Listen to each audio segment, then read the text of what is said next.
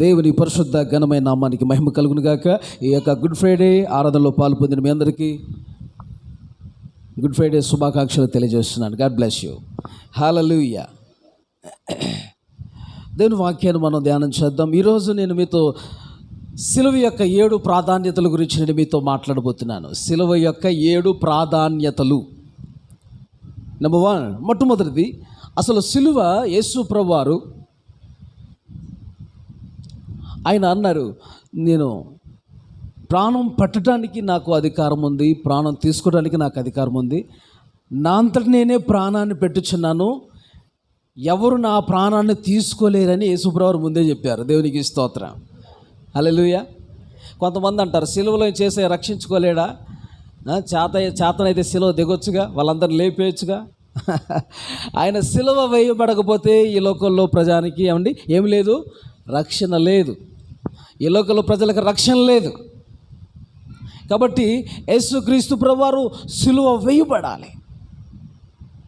ఆయన సిలువ వేయబడకపోతే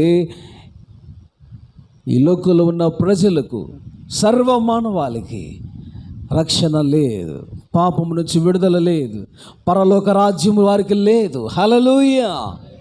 కాబట్టి యేసయ్య సిలువ వేయబడాలి. అందుకని తనంతడు తాను సిలువ వేయబడటానికి తాను ఆయనంతటా ఆయన అప్పగించుకున్నాడు. దేవునికి స్తోత్రం. మొట్టమొదటి పాయింట్, మొట్టమొదటి విషయం, సిలువకు ఆయన అప్పగించుకున్నాడు. చూడండి, మీకు రిఫరెన్స్ ఇస్తాను. మత్తయి సువార్త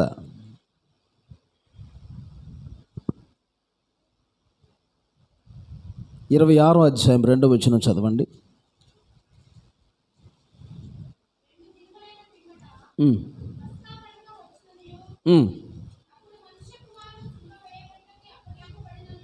సిలువ వేయబడుటకై అప్పగింపబడుననియు మీకు తెలియనని చెప్పాను. హల్లెలూయా. ఏమండి, ఇటు చూడండి, సిలువ వేయబడటానికి అప్పగింపబడటం కాదు, ఆయనంతటా ఆయనే అప్పగించుకున్నాడు. ఎఫెసీ పత్రిక 5వ అధ్యాయంలో తను అర్పణగా, బలిగా దేవునికి అర్పించుకున్నాడంట. ఎఫెసీ పత్రిక 5వ అధ్యాయంలో మనం ఆ మాటను మనం చూడగలుగుతాం. 5వ అధ్యాయం ఎన్నో వచనము? 3వ వచనం కదా, 2వ వచనం చదవండి. క్రీస్తు మిమ్మును ప్రేమించి పరిమళ వాసనగా ఉండుటకు మన కొరకు తన్ను తాను దేవునికి అర్పణగాను బలిగాను అప్పగించుకున్నాను. దేవునికి స్తోత్రం. అప్పగించుకున్నాడు, సిలువకు ఆ విధంగా అప్పగించుకున్నాడు, బలిగా యాగమయ్యాడు మన కోసం. దేవునికి స్తోత్రం చెప్పండి. ఇక్కడున్న నీవు నేను కూడా సిలువకు అప్పగించుకోవాలి. యేసయ్య సిలువకు అప్పగించుకోవటం కాదు, మనం కూడా సిలువకు అప్పగించుకోవాలి. హల్లెలూయా. సిలువకు అప్పగించుకుంటున్నారా? ఏమండి, సిలువ అంటే ఏమనుకుంటున్నారు? సిలువ అంటే పూలబాట అనుకుంటున్నారా? సిలువ అంటే ముళ్ళబాట. అది ఆమేన్ చెప్పండి. ఏ బాట అండి? సిలువ అంటే పూల బాట కాదు, పూల పానుపు కాదు, ముళ్ళ బాట. ఆమేన్ చెప్పండి. ముళ్ళ మీద పడుకున్నట్టే. సిలువ అంటే సురేష్ అయ్య గారు చెప్పారు చాలా విషయాలు. సిలువ అంటే శ్రమ. అది చెప్పండి. సిలువ అంటే శ్రమ, సిలువ అంటే నిందలు, సిలువ అంటే అవమానాలు, సిలువ అంటే ఇంకా దుఃఖం, సిలువ అంటే ఇంకా దూషించబడటం, సిలువ అంటే ఇంకా వేదన చెందుట, సిలువ అంటే హింసింపబడుట, సిలువ అంటే నరకాన్ని అనుభవించుట. ఇవన్నీ సిలువే. హల్లెలూయా. యేసయ్య సిలువ, యేసయ్య మోసిన ఆ సిలువ అనుభవించిన, యేసయ్య అనుభవించిన ఆ సిలువ యొక్క అనుభవాలు మనం ఒకసారి ధ్యానం చేయబోతున్నాం ఈరోజు. యేసయ్య సిలువకు అప్పగించుకున్నాడు, మనం కూడా సిలువకు అప్పగించుకోవాలి. మనం కూడా దేవుడికి అప్పగించుకోవాలి. ఏం అప్పగించుకోవాలి? మన మార్గాలు దేవుడికి అప్పగించుకోవాలి, మన జీవితాన్ని ప్రభువుకి అప్పగించుకోవాలి. హల్లెలూయా. మన జీవితాన్ని ప్రభువుకి అప్పగించుకోవాలండి. మన నడవడి ప్రభువుకి అప్పగించుకోవాలి. మన కళ్ళు, మన చెవులు, మన చేతులు, కాళ్ళు సర్వం దేవునికి అప్పగించుకోవాలి. మనం దేవునికి మహిమ కలుగునుగాక. గట్టిగా స్తోత్రం చెప్పండి. సిలువకు మనం అప్పగించుకోవాలి. చాలామంది సిలువకు అప్పగించుకోవట్లేదు, ప్రభువుకు అప్పగించుకోవట్లా, ప్రభువుకు అప్పగించుకోకుండా ఉంటున్నారు. ప్రభువుకు మనం అప్పగించుకోవాలి. శ్రమలకు కూడా అప్పగించుకోవాలి. నాకు ఏ శ్రమ రావద్దు అంటారు చాలామంది. సుఖమే కావాలి అని ఆశపడతారు. క్రైస్తవుడు శ్రమ కూడా అనుభవించాలి. ఆమేన్ చెప్పండి. సిలువ అంటే ఏంటి? శ్రమ. చెప్పండి. సిలువ అంటే ఇంకా ఏం చెప్పాను? నిందలు. సిలువ అంటే అవమానాలు. సిలువ అంటే వేదన.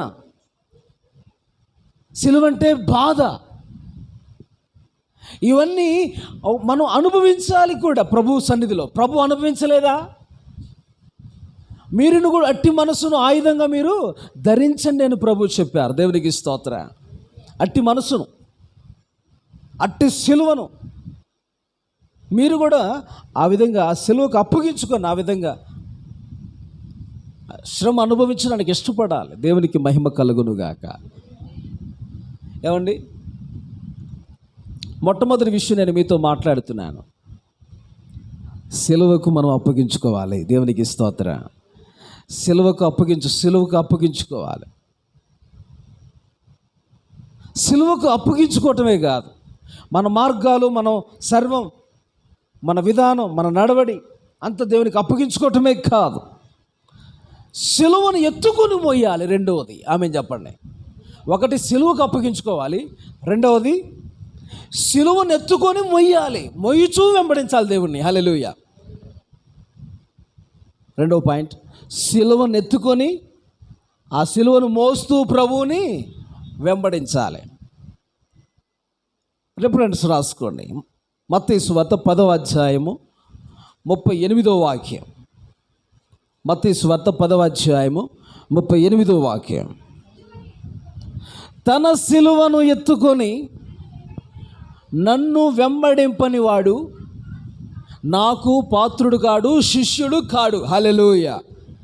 ఎవరు ఆయన శిష్యుడు అంటే, తమ సిలువను ఎత్తుకొని ఆయన వెంబడించేవాడే ఆయన శిష్యుడు, ఆయన పాత్రుడు. దేవునికి స్తోత్రం. ఏమండి, 2 సిలువలు ఉన్నాయి. ఒకటి నీ సిలువ, రెండోది యేసయ్య సిలువ. ఆమేన్ చెప్పండి. ఏ సిలువ? ఒకటి మన సిలువ. సిలువ అంటే ఏంటి? భారం కూడా. చెప్పండి. భారానికి కూడా చూచినాయి. ఒకటి మన భారాలు, రెండోది యేసయ్య భారం కూడా మనం మోయగలగాలి. హల్లెలూయా. యేసన్న గారు ఒక పాట రాశారు. నా సిలువ మోయుచు నీ సిలువ నీడను విశ్రమింతును అంతము వరకు. హల్లెలూయా. యేసయ్యా నీకే స్తోత్రమయా. మహాగణుడవు, మహోన్నతుడవు, పరిశుద్ధ స్థలములోనే నివసించువాడవు. దేవునికి మహిమ కలుగునుగాక. అంటే మన సిలువను మోసుకుంటూ యేసయ్య సిలువను కూడా మనం, ఏమంటే సిలువను ఎత్తుకుంటున్నారా? ఎత్తుకొని మోస్తున్నారా? యేసయ్య సిలువను ఎత్తుకొని మోస్తున్నారా? మీ భారాలను కూడా ఎత్తుకొని మోస్తూ ప్రభుని వెంబడిస్తున్నారా? అబ్బా, ఈ భారాలు మొయ్యలేకపోతున్నామండి, ఈ సిలువ మొయ్యలేకపోతున్నాడు, కుటుంబ భారం మొయ్యలేకపోతున్నామండి. ఏమండి, యేసయ్య సిలువ భారం కూడా మేము మొయ్యలేకపోతున్నామండి. భారం మోయటమే కాదు, మోస్తూ వెంబడించాలంట. దేవునికి స్తోత్రం. అక్కడ రాయబడి ఉంది. ఏం చేయాలంట అండి? కుటుంబ భారాలే కాదు, నీ భారాలే కాదు, యేసయ్య భారం కూడా నువ్వు భరిస్తూ ప్రభుని గురించి అనేకులకి, ఏమండి, ఆ సిలువను గురించిన వార్త అనేకులకి ప్రకటిస్తూ, అనేకులకి తెలియచేస్తా నువ్వు ప్రభుని వెంబడించాలని రాయబడి. సిలువను ఎత్తుకొని వెంబడించాలి. హల్లెలూయా. ఎత్తుకునే వరకే ఉంటాం కాదు, మోయటం వరకే కాదు, వెంబడించాలి కూడా. ఎత్తుకొని ఆయన భారాన్ని మోస్తా. నీ భారాలు మోసుకుంటే ప్రభుని వెంబడించాలి. చిన్న శ్రమ వస్తే, శోధన వస్తే, కష్టం వస్తే, అబ్బా ఈ భారం భరించలేకపోతున్నా అని చెప్పి సతికిల పడిపోతారు చాలామంది. మనం అలా ఉండకూడదు. ఎట్టి భారమైనా సరే ఆ భారాలన్నీ లోకంలో భరించాలి. భరిస్తూ నీ కుటుంబ భారాలు, ఫ్యామిలీ భారాలు, ఏమండి యేసయ్య భారం కూడా మనం భరిస్తూ, ఈ లోకంలో ఉన్న సమస్త భారాలు మనం భరిస్తూ, యేసయ్య భారాన్ని భరిస్తూ మనం ప్రభుని వెంబడిస్తూ ఉండాలి. హల్లెలూయా. వెంబడించడం మాత్రం ఆగిపోకూడదు. చాలామంది యేసు ప్రభుని వెంబడించారండి. సిలువ యొద్దకు వెంబడించిన వాళ్ళు కొంతమంది ఉన్నారండి. వాళ్ళల్లో పేతురు కూడా ఉన్నాడు. ఎలా వెంబడించాడో తెలుసా? పేతురు గారు దూరంగా దూరంగా వెంబడించాడంట. ఎలా అండి? దగ్గరగా కాదు. ఎలాగా? దూరంగా. ఎందుకని? అమ్మో నన్ను కూడా పట్టుకొని బంధించేస్తారేమో, చెరసాల్లో వేసేస్తారేమో, నాకు కూడా శిక్ష ఏదైనా వేస్తారేమని భయపడతా వాళ్ళందరికీ ఏం చేశాడండి? దూరంగా చాటుగా స్తంభాలమ్మటి మూలన అలా మొత్తానికి ఒకరోజు ఎవరో ఒకరు చూసి, ఏయ్ నువ్వు కూడా యేసుప్రభు శిష్యుడివే కదా, ఇటు చూడండి, నువ్వు కూడా యేసుప్రభు శిష్యుడివే కదా అంటే అప్పుడు ఏమన్నాడు ఆయన? కాదు మీరు ఎవరినో చూసి ఏమనుకుంటున్నారు, ఆయన కదా నేను అంటున్నాడు. పేతురుతో ప్రభు ఉన్నాడు, ముమ్మారు కొడుకు నాయన నువ్వు అబద్ధం ఆడదు. హల్లెలూయా. అమ్మో అసలు అలా జరగదు ప్రభు అన్నాడు. దేవునికి స్తోత్రం చెప్పండి. తర్వాత 3 సార్లు కూడా అబద్ధం ఆడతాడు. తర్వాత పశ్చాత్తాప గోడకి తలకాయ బాదుకొని ఏడుతాడు, ప్రభువా క్షమించండి అయ్యా, నేను అనుకున్న మాట మీద నిలబడలేకపోయాను ప్రభువా అని. హల్లెలూయా. చూడండి, మన సిలువ ఎత్తుకొని యేసయ్య సిలువను కూడా మనం ఎత్తుకొని ప్రభును మనం ఈ లోకంలో వెంబడించాలి. ఒకటి సిలువకు అప్పగించుకోవాలి, రెండోది సిలువను ఎత్తుకొని మోయించు వెంబడించాలి. కొంతమంది బైబిలే మోయరు. ఏం మోయరు? అమ్మ నువ్వు తీసుకురాయే బైబిల్, నేను స్టైల్గా వస్తాను చర్చికి. హల్లెలూయా. పిల్లలు కూడా అండి,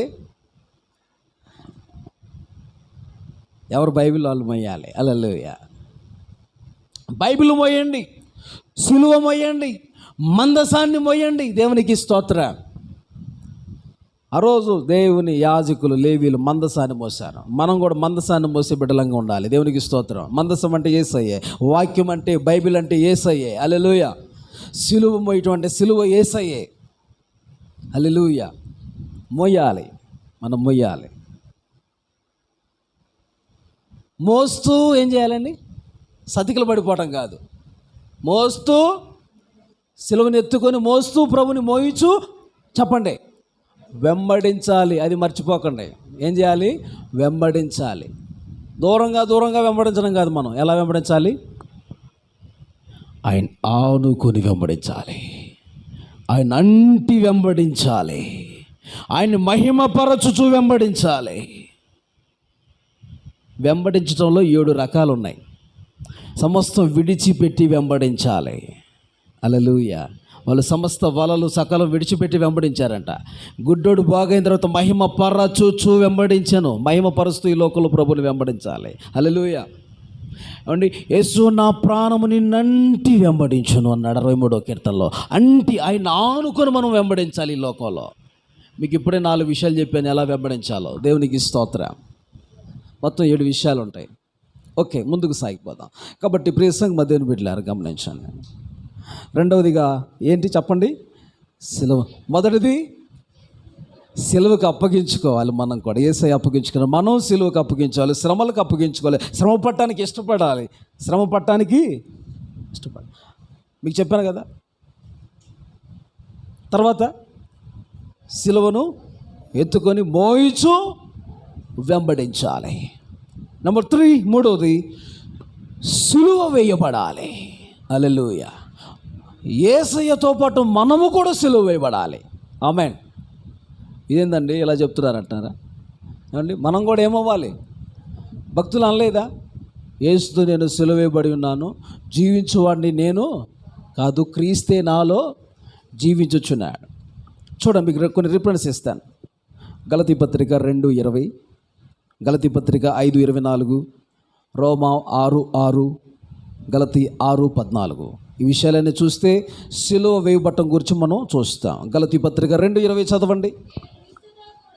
నేను క్రీస్తుతో కూడా సిలువ వేయబడి ఉన్నాను, ఇక జీవించువాడను నేను కాను, క్రీస్తే నా యందు జీవిస్తున్నాడు. హల్లెలూయా.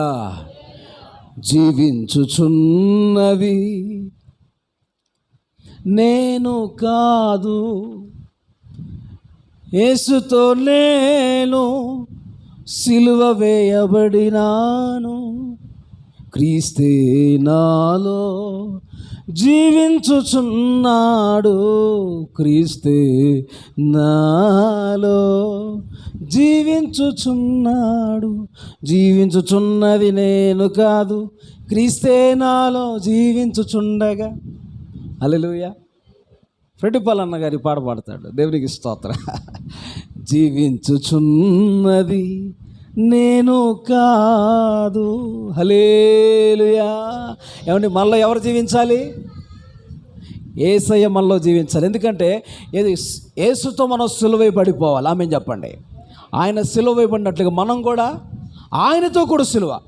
ఎవరు ఆయనతో కూడా సిలువ వేయబడినట్టు చెప్పనా? ఒక వ్యక్తి బాప్తిసం తీసుకుంటే యేసయ్యతో పాటు సిలువ వేయబడినట్టే. హల్లెలూయా. రోమాపత్రిక 6:6లో రాయబడి ఉంది ఆ విషయం. ఒక వ్యక్తి బాప్తిసం తీసుకుంటే యేసయ్యతో సమాధి చేయబడినట్లు, యేసయ్యతో మరణించినట్లుగా మనం చూస్తుంటాం. గట్టిగా స్తోత్రం చెప్పండి. హల్లెలూయా, హల్లెలూయా. బాప్తిసం ద్వారా యేసయ్యతో సమాధి చేయబడుతున్నాం. అంటే సిలువ ద్వారా మన పాపాలు పూర్తిగా మరణిస్తున్నాయి. చదవండి అన్నమాట. కాకుండానట్లు పాప శరీరము నిరార్థకమగునట్లు మన ప్రాచీన స్వభావం ఆయనతో కూడా సిలువ వేయబడినని ఎరుగుతూ, ఆయనతో కూడా. దేవునికి మహిమ కలుగునుగాక. ఆయన బాప్తిసంలోనికి ఎవరైతే పాలు పంపులు పొందుతారో వారు కూడా యేసయ్యతో సమాధి చేయబడినట్లే. దేవునికి స్తోత్రం చెప్పండి. యేసయ్యతో సిలువ వేయబడినట్లే, సిలువ వేయబడినట్లే. Praise the Lord. బాప్తిస అనుభవంలోకి రావాలి. బాప్తిస అనుభవం. గట్టిగా దేవునికి ఒకసారి స్తోత్రం చెప్పండి. ఉపదేశ క్రమంలో ప్రతివారు బాప్తిసం తీసుకోవాలి. ఇంకా బాప్తిసం తీసుకోవడానికి రెడీగా ఎంతమంది ఉన్నారు? మీ చేతులు పైకెత్తండి. ఉపదేశ క్రమంలో బాప్తిసం తీసుకోవడానికి సిద్ధంగా ఉన్నవారు. మన ఉపదేశ క్రమంలో దేవునికి మహిమ కలుగునుగాక. హల్లెలూయా.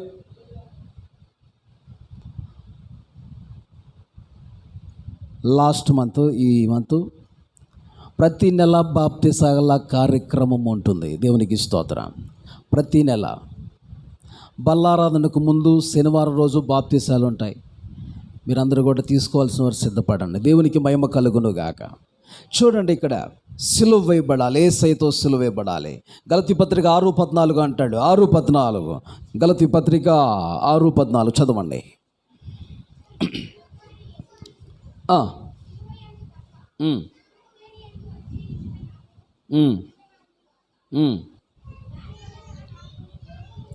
లోకమునకు నేనును, నాకు లోకమును సిలువ వేయబడి ఉన్నాం. దేవునికి మహిమ కలుగును గాక. గట్టిగా చప్పట్లు కొట్టి వీలైతే మహిమపరచు. హల్లెలూయా. మనము లోకానికి, లోకం మనకేమవ్వాలండి? చెప్పాలందరూ సిలువ. మనం లోకంతో సిలువ వేయబడాలి. ఇంకా సిలువ వేయబడితే లోకం జోలికి పోవు. లోకం సిలువ వేయబడాలి. ఆమె చెప్పండి. లోకం కూడా సిలువ వేయబడితే అది నీ జోలికి రాదు. ఆమె చెప్పండి. హల్లెలూయా. లోకం దాని ఫ్యాషన్, దాని నటన కత్తించిపోయి ఒక రోజు రాబోతుంది. లోకంలో ఉన్నదంతయు నేత్రాశ, శరీరాశ, జీవడంబం. లోకము నాకును అండి, నేను లోకమునకు ఏమైనా సిలువ వేయబడ్డా. హల్లెలూయా. సిలువ వేయబడాలి, సిలువ వేయబడాలి. మనం దేవునికి స్తోత్రం చెప్పండి. ఏమండి, యేసుతో పాటు మనం సిలువ, ఆయనతో మనం జీవించేవారుగా మనం మార్చబడతాం. జీవించేది ఇక నువ్వు కాదు, క్రీస్తే నీలో జీవిస్తాడు. హల్లెలూయా. ఎవరు మనలో జీవించాలి? క్రీస్తే మనలో జీవిస్తాడు. మనం కాదు జీవించేది, క్రీస్తే మనలో జీవిస్తాడు. ఏమంటే ఆయన సిలువబడి చనిపోయిన తర్వాత ఆయనలో ఏ జీవం ఉంది, ఏ మహిమతో ఉన్నాడు? అత్యధికమైన మహిమ అది. హల్లెలూయా. ఎవరు అడ్డు లేని, అడ్డు ఏ అడ్డంకు లేనటువంటి మహిమ అది. దేవునికి స్తోత్రం. ఏది ఆపలేదు ఆ మహిమను. Praise the lord. మహిమాకాయములతో ఉన్నాడు ఆయన, మహిమా శరీరంతో ఉన్నాడు. అందుకనే డైరెక్ట్గా ఏమండి డోర్స్ వేసున్నా కానీ ఇంట్లోకి వెళ్ళిపోయాడు. ఆమె చెప్పండి. ఆయనకి మహిమా శరీరం వచ్చేసింది. దేవునికి స్తోత్రం. ఇదివరకు మామూలు శరీరమే, కానీ చనిపోయి తిరిగి లేచిన తర్వాత మహిమా శరీరం. ఒకరోజు మనకు కూడా అది రాబోతుంది. అప్పుడు ఈ కప్పు అడ్డు రాదు, ఫ్లైట్ అడ్డు రాదు, ఏమంటే డాబాలు అడ్డు రావు, ఏమి అడ్డు రావు. ప్రభుత్వం మనం ఎత్తబడిపోతాం. దేవునికి స్తోత్రం. కాబట్టి అటువంటి మహిమను మనం ధరిస్తాం సిలువ ద్వారా కూడా. దేవునికి మహిమ కలుగునుగాక. ఏమండి సిలువ యందే, సిలువ ద్వారా జరుగుతున్న మరో కార్యం, సిలువ వేయబడాలి. మనం సిలువ వేయబడాలి.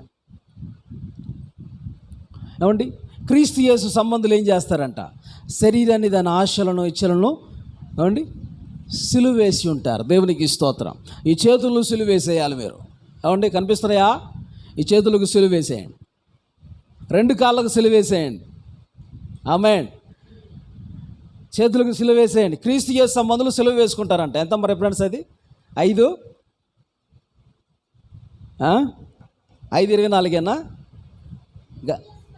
5:24 గలతీ పత్రిక 5:24 శరీరమును దాని ఇచ్చలను దురాశలన్నింటినీ కూడా సిలువ వేసేస్తారు. క్రీస్తు యేసు సంబంధులు. మనందరం ఎవరి సంబంధులం? మనందరం యేసయ్య సంబంధులం. ఏమండి మన కళ్ళు దేవునికి అప్పగించేసుకోవాలి. ఈ చేతులు సిలువ వేసేసుకోవాలి. ప్రభువా, నువ్వు సిలువ వేసుకోలేవు కదా, ప్రభువుకు చెప్పాలి. ప్రభువా, ఈ చేతులకు సిలువ వేసేయండి అయ్యా. నాకు ఇష్టం వచ్చింది నేను ముట్టను, నీ ఇష్టం నేను చేసే చేతులుగా ఈ చేతులు ఉండాలి. ఆమేన్. నా కాళ్ళతో నాకు ఇష్టం వచ్చిన స్థలాలకి నేను వెళ్ళను ప్రభువా. నా కాళ్ళతో నీకు ఇష్టం వచ్చిన చోటకి నేను నడుచున్నట్లుగా నా కాళ్ళకి ఏమేయండి? శీలలు వేయండి ప్రభువా. నాకు ఇష్టం వచ్చిన చోటకి నేను వెళ్ళకుండా నా కాళ్ళకు శీల వేయండి ప్రభు అని చెప్పాలి. ఆమేన్. ప్రభుకి అప్పగించుకోవాలి. దేవునికి స్తోత్రం. యేసయ్య ఎందుకు సిలువ వేయబడ్డాడయ్యా అని చెప్పి చాలా విషయాలు మనం చెప్పుకోవచ్చు. మన కళ్ళ ద్వారా చేస్తున్న పాపాన్ని బట్టి ఆయన ముళ్ళ కిరీటం గుచ్చినప్పుడు ఆయన కనుగుడ్లో దిగబడింది. హల్లెలూయా. మన నోటి మాటల ద్వారా చేస్తున్న పాపాన్ని బట్టి ఆయన నోటికి చేదు రసం తాపబడ్డాడు. ఆయన చేదు పానం చేశాడు, చేదు రసం. మన చేతులతో చేస్తున్న పాపాన్ని బట్టి చేతులకు సిలువ వేయబడ్డాయి. హల్లెలూయా. మన కాళ్ళతో చేస్తున్న పాపాన్ని బట్టి ఆయన కాళ్ళకు మేకులు కొట్టబడ్డాయి. ఇలా లైన్గా చెప్పుకోవచ్చు, చాలా విషయాలు ఉంటాయి. దేవునికి స్తోత్రం. ఆయన ఏ విధంగా అనుభవించాడు. సిలువ వేయబడాలి. యేసుతో పాటు మనం సిలువ వేయబడాలి. నెంబర్ 4, 4 విషయంలోకి వస్తున్నాను. 4 విషయం, సిలువ యందే మనం అతిశయించాలి. సిలువ యందే అతిశయించాలి. ఇందాకలా చదివారు చూసారా? 6:14 చదవండి. గలతీ పత్రిక.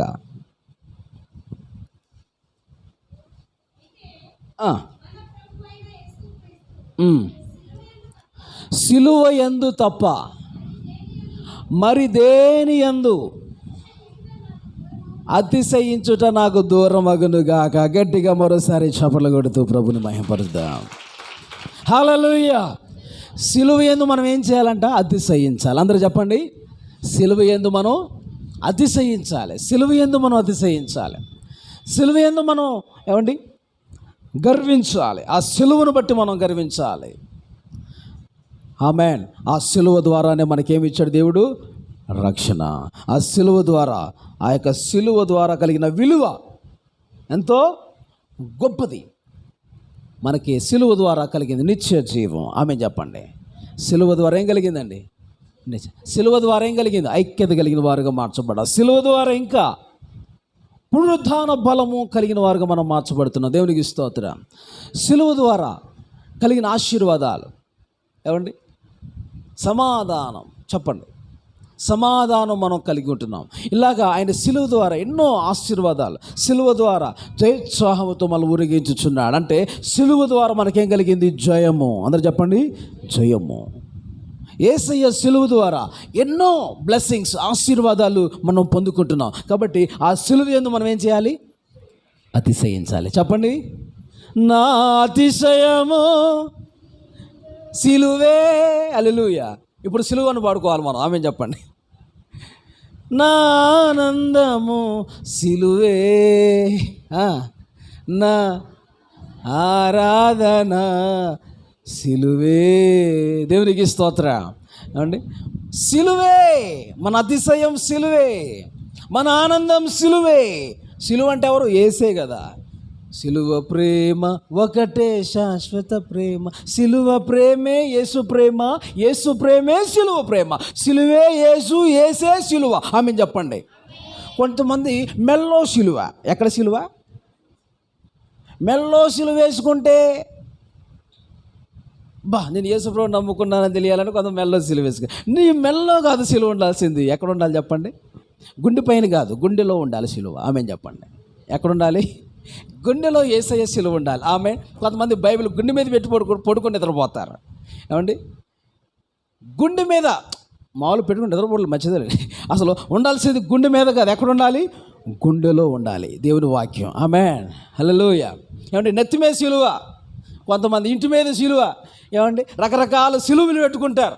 కానీ సిలువలు పెట్టుకొని మనం దేవుని ఇష్టాన్ని నెరవేర్చకపోతే ఉపయోగం లేదండి.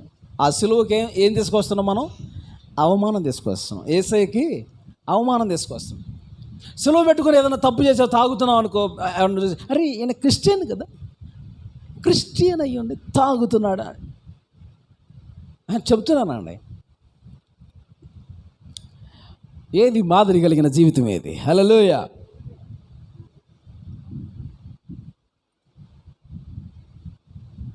కాబట్టి ప్రియ దేవుని బిడ్డలారా గమనించండి, సిలువ మన హృదయంలో ఉండాలి. ఆ యొక్క సిలువ యొక్క అనుభవాలు మనం ఈ లోకంలో ఏమండి మోస్తూ అనుభవిస్తూ నడిపించబడాలి. దేవునికి మహిమ కలుగునుగాక. సిలువ యందు మనం ఏం చేయాలంట? అతిశయించాలి. ఆ మధ్య సిలువ బొట్టును కూర్చుని ఏదో వాదన వచ్చిందండి. ఆమేన్. ఏంది? సిలువ బొట్టును కూర్చి వాదన ఏంది? అవన్నీ ఎందుకంటారండి ఆ వాదనలన్నీ? హల్లెలూయా. దేవుని బిడ్డలమైన మనకు తగినట్టుగా జీవించాలి. దేవునికి మహిమ కలుగునుగాక. నడిపించబడదాం ముందుకి. సిలువ ఏంది? మనం అతిశయించాలి. ఎందుకంటే సిలువ ద్వారా మనకి అనేకమైన బ్లెస్సింగ్స్, ఆశీర్వాదాలు మనం కలిగి ఉంటున్నాం. సిలువ ద్వారా రక్షణ, సిలువ ద్వారా జీవం, సిలువ ద్వారా ఏమిది చెప్పండి ఐక్యత, సిలువ ద్వారా బలము, సిలువ ద్వారా నిత్య జీవం, సమాధానము అండి, శక్తి. సిలువ ద్వారా ఇంకా సిలువను కూర్చున్న వార్త నశించుచున్న వారికి వెర్రితనమే కానీ దేవుని నమ్మిన మనకు శక్తి అయి ఉన్నది. శక్తి ఇలా ఎన్నో ఆశీర్వాదాలు ఉన్నాయి. కాబట్టి ఆ సిలువ యందు మనం ఏం చేయాలి చెప్పండి? అతిశయించాలి, ఆనందించాలి. హల్లెలూయా. 5వ విషయంలోకి వస్తున్నాను, ముగించబోతున్నాను. 2 విషయాలు చెప్పి ముగిస్తాను. 5వ విషయం మాట్లాడబోతున్నాను మీతో. 12వ అధ్యాయం హెబ్రీ పత్రిక 12:2. హెబ్రీ పత్రిక 12:2. 5వ విషయాన్ని మనం నేర్చుకుంటున్నాం. 5వ విషయం, ప్రతి భారమును సులువుగా చిక్కులు పెట్టు పాపమును విడిచిపెట్టి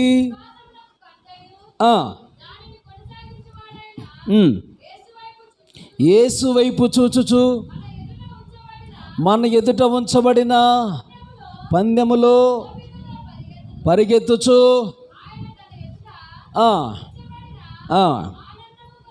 ఆనందము కొరకై చూడండి అవమానమును నిర్లక్ష్యపెట్టి సిలువను సహించి సింహాసనం యొక్క చాలండి. దేవునికి మహిమ కలుగునుగాక. ఎప్పుడు చూడండి, నాకెళ్ళి సిలువను ఏం చేశాడంట? సహించాడంట. అందరూ చూడండి, సిలువ లేనిదే సింహాసనం లేదు. ఆమేన్. ఒక వ్యక్తికి సిలువ అనుభవం లేకపోతే చెప్పండి సింహాసనం లేదు. ఎంతమంది సింహాసనం చేరుకోవాలనుకుంటున్నారు? చేతుల పైకెత్తండి. హల్లెలూయా. ఈ లోకంలో కూడా సింహాసనం కావాలని కోరుకుంటున్నారా? హల్లెలూయా. కోరుకుంటే కొంచెం శ్రమ పడాలి. ఆమేన్ చెప్పండి. కొంచెం శ్రమ పడాలి. Praise the lord. మీకు ఎగ్జాంపుల్ చెప్పనా? నిందల పాలై నీచ నిబంధన నీతో చేసిన దానియేలుకు తర్వాత ఏమైంది? సింహాసనమిచ్చినావు, సింహాల నోళ్ళను మూసినావు. హల్లెలూయా. సింహాసనం దానియేలుకి ఇచ్చాడు యేసయ్య. అతను కూడా ఏమనుభవించాడు? సిలువ అనుభవించాడు. ఆమె చెప్పండి. సిలువ శ్రమలు అనుభవించాడు. సిలువ అనే శ్రమలు, నిందలు, అవమానాలు అన్నీ భరించాడు కనుకనే ఏమండి తర్వాత సింహాసనం వచ్చింది. సింహాసనం దక్కింది దానియేలుకి. ఇంకెవరండి? యోసేపు కూడా ఐగుప్తు రాజ్యంలో, ఐగుప్తు దేశంలో సింహాసనం ఎక్కాడు. ఆమేన్. దానికి ముందు ఎన్ని శ్రమలు అనుభవించాడండి? తన అన్నలు తీసుకెళ్ళి నీళ్లు లేని బావిలో పడేశారు. ఆ తర్వాత ఏం జరిగిందక్క? ఇష్మాయేలీలకు అమ్మేశారు. తర్వాత వాళ్ళు ఐగుప్తు దేశాన్ని తీసుకెళ్ళిపోయారు. అక్కడ పోతిఫర్ ఇంట్లో అక్కడ ఉన్నాడు. అక్కడ పోతిఫర్ ద్వారా శోధన, పోతిఫర్ భార్య ద్వారా. ఆ తర్వాత జైల్లో వేయబడ్డాడు. ఏమండి ఆ తర్వాత మొత్తానికి దేవుడి కృపను బట్టి, దేవుడు అతనికి ఇచ్చిన వరాన్ని బట్టి, కృపను బట్టి అతడు తర్వాత బయటికి కళ మర్మాలు తెలియజేయటం బట్టి, అతని యొక్క జ్ఞానాన్ని బట్టి ఒక ఉన్నతమైన స్థానంలోకి అతన్ని దేవుడు నడిపించున్నాడు. దేవునికి మహిమ కలుగును గాక. తర్వాత ఆ ఐగుప్తు దేశాన్ని ఏలేవాడుగా, సింహాసనాసీనుడిగా దేవుడు మార్చాడు. హల్లెలూయా. ముందేమనిపించాడు? శ్రమ, సిలువ. చెప్పండి. సిలువను భరించాడు. సిలువ అంటే ఏం చెప్పాను? శ్రమ. శ్రమలు భరించాడు కనుక శ్రమ లేనిదే చెప్పండి సింహాసనం, సిలువ లేనిదే సింహాసనం లేదు. సింహాల నోళ్ళను ముయ్యబడ్డాయి, సింహాసనం ప్రభు ఎక్కించాడు. హల్లెలూయా.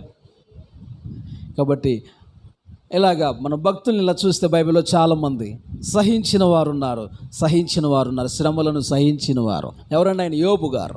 ఏమండి యోబు గారు ఎన్ని శ్రమలు అనిపించారండి? సమస్తం అన్నీ పోయాయి, మొత్తం పోయాయి, కలిగినవి మొత్తం పోయినాయి. కానీ మొత్తం పోయినా కానీ ప్రభుని మాత్రం నోటి మాటతో కూడా ప్రభుని దూషించలేదు. ప్రభు ఇచ్చినప్పుడే, అన్నీ మనకి కలిగినప్పుడే, అన్నీ ఉన్నప్పుడే దేవా స్తోత్రం అంటాం కాదు. లేనప్పుడు కూడా మనం ఏం చేయాలి? దేవుని స్తుతించగలగాలి. మేలు జరిగినా కీడు జరిగినా దేవుని స్తుతించగలగాలి. మీకు ఆ మధ్య చెప్పా, 10th క్లాస్ పాస్ అయితే కూటం పెట్టుకున్నాడంట ఒక అతను. ఇంకొక అతను 10th క్లాస్ ఫెయిల్ అయితే కూటం పెట్టుకున్నాడంట. ఆమె చెప్పండి. నువ్వు 10th క్లాసు పాస్ అయినా ఫెయిల్ అయినా, ఉద్యోగం వచ్చినా ఉద్యోగం రాకపోయినా, ఉద్యోగం రావాలన్నా ఉద్యోగం వచ్చినా దేవుణ్ణి మహిమపరచాలి. దేవునికి స్తోత్రం చెప్పండి. హల్లెలూయా. దేవుణ్ణి మహిమపరచాలి.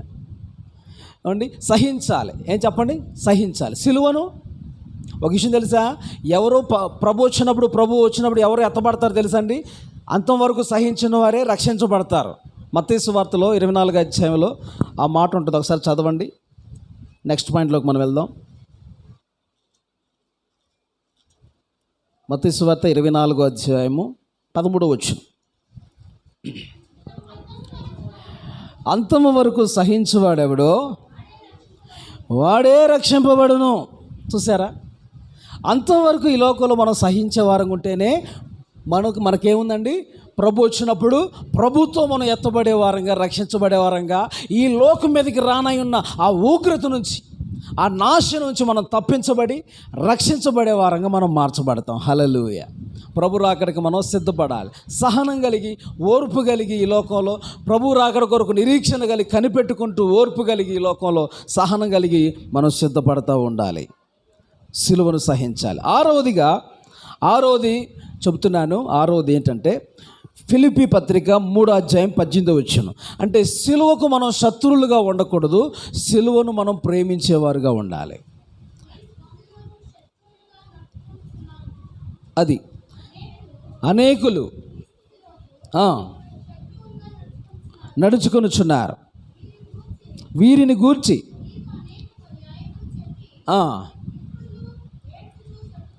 ఏడుస్తూ చెప్తున్నాను ఈ మాట అంటున్నాడు. హల్లెలూయా.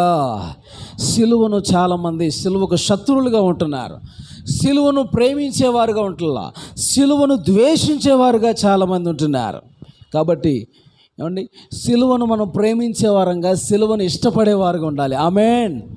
సిలువను ఇష్టపడేవారుగా ఉండాలి. నాకు శ్రమ వద్దు, అనకూడదు. మనం ఏమండి శ్రమ ఏమనాలి? శ్రమ కావాలి అని కోరుకోవాలి. ఆమెను చెప్పండి. శ్రమ ద్వారానే మనం పరిపూర్ణులుగా మార్చబడతాం. ఆమెను చెప్పండి. సిలువ ద్వారానే పరిపూర్ణులుగా మార్చబడతాం. సిలువ మనకు కావాలి. సిలువకు మనం శత్రువులుగా ఉండకూడదు. సిలువకు మనం ద్వేషించే వారంగా దాన్ని ఉండకూడదు. సిలువను ఏమండి ప్రేమించేవారుగా, సిలువను హత్తుకునేవారుగా మనం ఉండాలి. సిలువను హత్తుకునేవారుగా, దాన్ని ప్రేమించేవారుగా మనం ఉండాలి. మిత్రులుగా మనం ఉండాలి, శత్రువులుగా ఉండకూడదండి.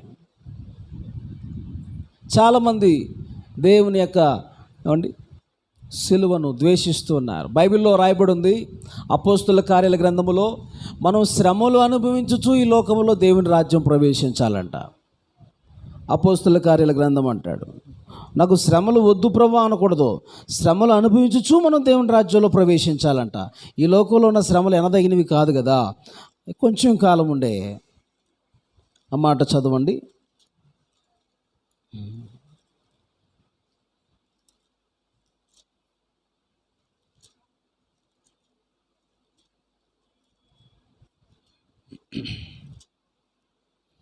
పద్నాలుగో అధ్యాయము 22వ వచనం. అపోస్తుల కార్యాల గ్రంథం 14:22. శిష్యుల మనస్సులను దృఢపరచి ఉండవలెనని అనేక శ్రమలను అనుభవించి దేవుని రాజ్యములో ప్రవేశించాలని వారిని హెచ్చరించాను. దేవునికి స్తోత్రం. అది మనం శ్రమలు నాకు వద్దు, నాకు సిలువ వద్దు అనకూడదు. సిలువను మనం ప్రేమించాలి. సిలువకు మన శత్రువులుగా, విరోధులుగా మనం ఉండకూడదు. సిలువను ఇష్టపడేవారుగా మనం ఉండాలి. సిలువను ఇష్టపడేవారుగా మనం ఉండాలి. 7th పాయింట్, 7వ విషయం, ఆఖరిగా చెప్పు ముగించుకుందాం. 7వది ఏంటంటే, సిలువ వైపే నిదానించి మనం చూడాలి. సిలువ వైపే నిదానించి చూడాలి. యోహాను సువార్త 3వ అధ్యాయం 14వ వచనం. యోహాను సువార్త 3:14. అరణ్యములో మోషే సర్పమును ఎలాగెత్తెనో అలాగే విశ్వసించు ప్రతివాడును నశింపక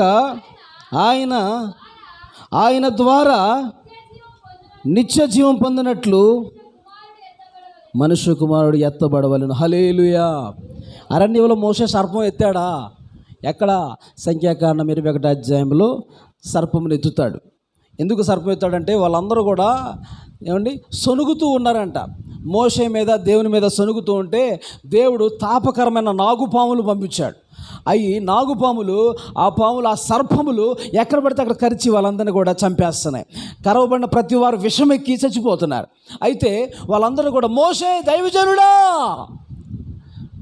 అయ్యా దయచేసి దేవుని వేడుకనైనా క్షమించు నాయన, మమ్మల్ని తప్పు అయిపోయేది, సొనిగామయ్యా అని వేడుకుంటారు. అప్పుడు ప్రభుకి ప్రార్థన చేస్తే, ప్రభువా ఇవి తీసేయండి అయ్యా, అందరూ చనిపోతున్నారయ్యా, అయ్యా పాములు గరిసి అందరూ చనిపోతున్నారయ్యా, తీసేయండి అయ్యా అని దేవుడికి ప్రార్థన చేస్తే, మోషే ఆ రోజు ఆ ప్రార్థన దేవుడు ఆలకించి ఒక మాట అన్నాడు. ఒక ఇత్తడి సర్పాన్ని తయారు చేసి, ఇత్తడితో సర్పం తయారు చేసి ఒక ఎత్తైన స్థలంలో నిలబెట్టు అన్నాడు. దానివైపు ఎవరైతే చూస్తారో నిదానించి వారందరూ బ్రతుకుతారు అని అన్నాడు. హల్లెలూయా. అప్పుడు అలా చేయించి పెట్టినప్పుడు ఆ ఇత్తడి సర్పం వైపు చూసిన వాళ్ళందరూ కూడా బ్రతికారంట. హల్లెలూయా. ఏమండి, పైకి ఎత్తబడిన ఇత్తడి సర్పం వైపు ఎవరైతే చూస్తే వాళ్ళందరూ బ్రతుకుతున్నారు. అంటే దేనికి సూచనగా ఉందంటే, సిలువలో యేసయ్య ఎత్తబడడానికి సూచనగా ఉంది. ఆమేన్ చెప్పండి. ఏమండి, సిలువలో యేసయ్య ఎత్తబడతాడు. ఆ సిలువ వైపు ఎవరైతే చూస్తారో వారందరూ బ్రతుకుతారు, నిత్య జీవాన్ని పొందుకుంటారు ఆయన యందు విశ్వాసం ఉంచిన వారు అనటానికి ఆ సందర్భం రాయబడి ఉంది. కానీ సర్పాలు చేయించుకొని ఇతర సర్పాలు ఇంట్లో పెట్టుకోమని కాదు. ఆమేన్. హల్లెలూయా. ఇతడి సర్పం ఏమండి, అది ఒక విగ్రహారాధన. ఆమేన్. అది మనం చేయించుకోకూడదు, మన ఇళ్ళలో ఉండకూడదు. ఏమండి, నాగిని దేవత ఇది అంటారు కదా, కాబట్టి వాటి జోలికి మనం వెళ్ళకూడదు. ఆ సందర్భంలో ఆ పాములు కరుస్తున్న సందర్భం బట్టి ఒక ఇత్తడి పామును తయారు చేసి ఎత్తైన స్థలంలో పెట్టమన్నాడు. దాని వైపు చూసిన వారు అందరూ బ్రతికారు ఆ రోజు. ఏమండి, పాముకి ఎక్కడ విషం ఉంది? తలలో. ఏమండి, తలలో ఆ కూరలో ఉంటుంది. ఏమండి, తేలికి ఎక్కడ విషం ఉంది? తోకలో. మరి నీకు ఎక్కడ విషం ఉంది? మనకి వెరీ గుడ్, హల్లెలూయా. ఏ విషయం ఉండదు? ఏ విషయం అంటారు? పాపం. చెప్పండి, పాపం అనే విషయం అది. ఓ భక్తుడు పాట రాశాడు కదా, పాట మీసాల గుర్రప్ప అనుకుంటా, ఆయనేనా? నిలువెల్ల ఘోరపు విషమేనయ్యా, మనిషిగా పుట్టిన సర్పాన్న. విషం దాగి బతికేవాడంట ఆయన. విషం దాగి పెరిగాడు. గోరుతో ఇలా గిల్లితే పక్కన వాళ్ళు అవుట్, చచ్చిపోతారు. అలాంటి విషంతో పెరిగినటువంటి ఆ వ్యక్తిని ఆ విషమంతా దేవుడు తీసేసి, విషము విరిచావులే, పాపము కడిగావులే, నన్ను మనిషిగా ఇలలోన, నీ సాక్షిగా ఇలలోన నిలిపావులే. దేవునికి స్తోత్రం. ప్రభువా, అదేనా? కాచితివి ఇంత కాలం, కాచితివి ఇంతకాలం, చావైన బ్రతుకైనా నీ కొరకే దేవా. ఏవైనా సావైనా బ్రతుకైనా యేసయ్య కోసమే మనం బ్రతుకుతాముగాక. హల్లెలూయా. ఇప్పుడు మనం ఎవరి వైపు చూడాలి? అందరు చెప్పండి. సిలువలో ఎత్తబడిన యేసయ్య వైపు చూస్తే ఏం కలుగుతుందంట? నిత్య జీవము పొందుకుంటాం. హల్లెలూయా. ఎవరి వైపు చూస్తూ మనం ముందుకు సాగాలి? ఈ లోకంలో యేసయ్య సిలువను చూస్తూ మనం ముందుకు నడిపించబడాలి. నిదానించి సిలువ వైపు మనం చూస్తూ ఉండాలి. సిలువను మనం చూస్తూ ముందుకు సాగాలి. మనుషులు చూడొద్దు, యేసయ్యను చూడండి, సిలువను చూడండి. సిలువే యేసు, యేసే సిలువ. ఆ సిలువ శ్రమలకు కూడా సూచనగా కూడా ఉంది అని మనం నేర్చుకుంటూ వచ్చాం. హల్లెలూయా. ఒకసారి 7 విషయాలు మీతో చెప్పాను, ఒకసారి లైన్గా చెప్పండి, రిపీట్ చేయండి. 1, సిలువకు ఆయన అప్పగించబడ్డాడు, మనం సిలువకు అప్పగించుకోవాలి. 2, సిలువను ఎత్తుకొని మోయాలి. 3, సిలువ వేయబడాలి. 4, సిలువ యందే అతిశయించాలి. 5, సిలువను సహించాలి. 6, సిలువను ప్రేమించాలి. 7, సిలువనే నిదానించి చూడాలి. ఆమేన్. సిలువ వైపే నిదానించి చూడాలి. అప్పుడే ఆయన వైపు మనం చూసినప్పుడు మనకేం కలుగును? వెలుగు కలుగును, జీవము కలుగును. దేవునికి స్తోత్ర. నిరీక్షణ కలిగి యేసు వైపే చూద్దాం. ప్రభు రాకడ కొరకే మనందరం సిద్ధపడదాం. అందరూ మోకరించండి. ప్రభువా,